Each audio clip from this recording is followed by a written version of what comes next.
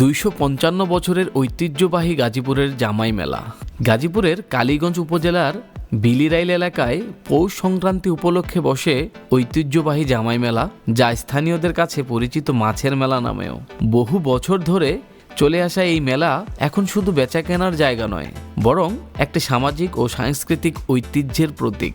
পৌষ মাসের শেষ দিনে খোলা আকাশের নিচে বসা এই মেলায় আশেপাশের প্রায় 25 থেকে 30টি গ্রামের মানুষ অংশ নেন। তবে মেলার মূল আকর্ষণ জামাইরা।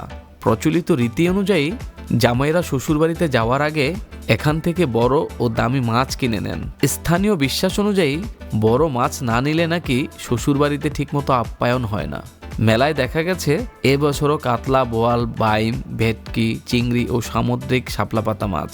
মাছের ওজন 10 থেকে শুরু করে কোথাও কোথাও 1 মণ পর্যন্ত হয়। দামও বেশ চড়া। কেজি প্রতি মাছ বিক্রি হচ্ছে 600 থেকে 1500 টাকা পর্যন্ত। তবে জামাই হলে অনেক দোকানদারই কিছুটা কম দামে মাছ দিতে রাজি হয়।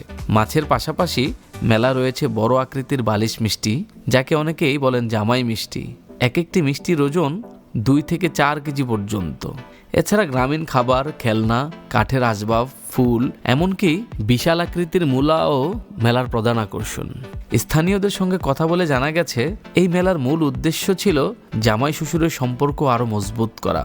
সময়ের সঙ্গে সঙ্গে সেই ঐতিহ্য আরও বিস্তৃতি হয়েছে, আর মেলাটি এখন পুরো অঞ্চলের মিলন মেলায় পরিণত হয়েছে। দর্শনার্থীরা বলছেন, এই মেলা শুধু বেচাকেনার নয়, এটি আনন্দ, হাসি, ঠাট্টা আর সম্পর্কের বন্ধন জোরদার করার একটি উপলক্ষ। সব মিলিয়ে শত ব্যস্ততার মাঝেও গ্রাম বাংলার ঐতিহ্যকে বাঁচিয়ে রেখেছে কালীগঞ্জের এই জামাই মেলা।